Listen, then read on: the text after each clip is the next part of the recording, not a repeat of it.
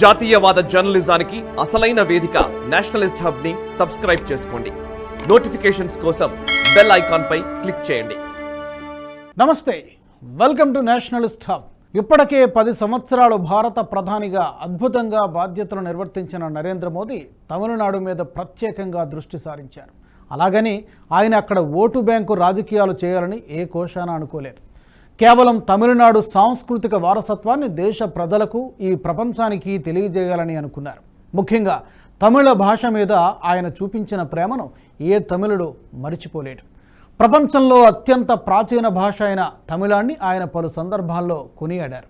తమిళ వారసత్వ పరిరక్షణ, దానిని సుసంపన్నం చేయడం 130 కోట్ల మంది భారతీయుల బాధ్యత అని మనం తమిళాన్ని నిర్లక్ష్యం చేస్తే దేశం పట్ల ఎంతో అపచారం చేసినట్లేనని ప్రధాని మోదీ గతంలో అన్నారు. నరేంద్ర మోదీ ప్రధానిగా తన 2 పర్యాయాల్లోనూ తమిళుల సంస్కృతి సంప్రదాయాలకు పెద్దపీట వేశారు. పార్లమెంటులో తమిళుల గొప్పతనాన్ని కీర్తించారు. పలు సందర్భాల్లో తమిళ పద్యాలను ఉదహరించారు.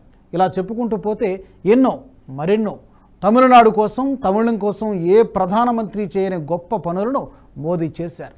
తమకు తమిళనాడు ప్రజలు ఎన్ని స్థానాలు ఇచ్చారనే దానిపై దృష్టి పెట్టమని, తమిళనాడు అభివృద్ధికి పాటుపడడమే తమ ధ్యేయమంటూ ప్రధాని మోదీ పలు సందర్భాల్లో చెప్పారు.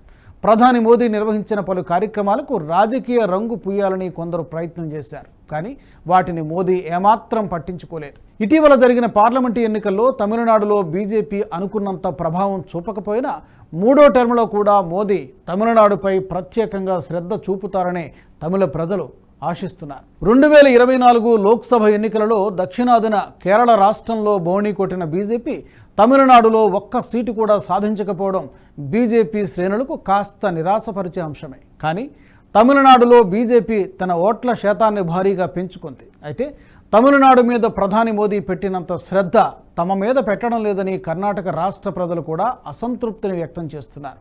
కర్ణాటకలో బీజేపీ ఎంతో బలంగా ఉంది.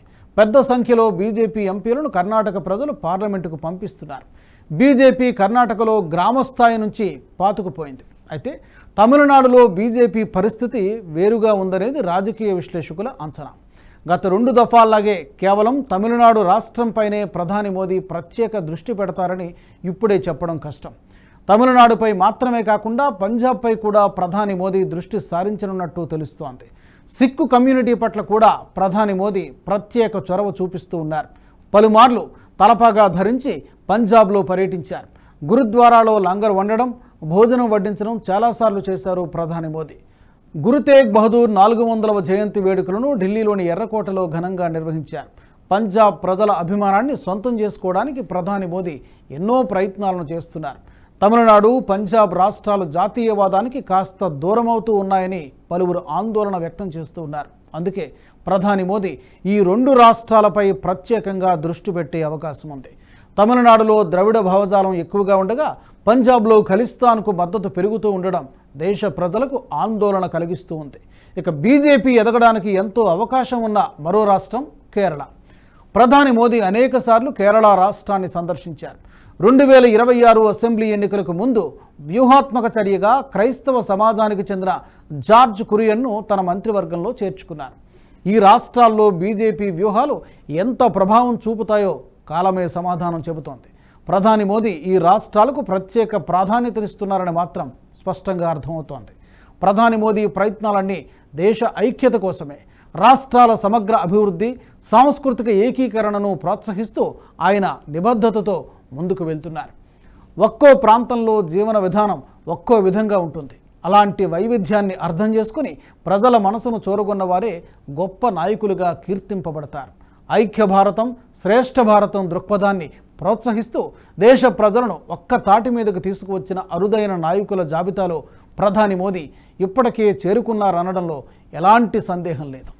ఈ వీడియో మీకు నచ్చినట్టయితే లైక్ చేయండి, 10 మందికి షేర్ చేయండి. అలాగే కామెంట్ల రూపంలో మీ అభిప్రాయాలను మాతో పంచుకోండి. Nationalist hub group of channels ను సబ్స్క్రైబ్ చేసుకుని తెలుగునాట జాతీయవాద జర్నలిజాన్ని ప్రోత్సహించండి. ఈ వీడియో కింద ఉన్న బెల్ ఐకాన్ పై క్లిక్ చేయడం మర్చిపోవద్దు.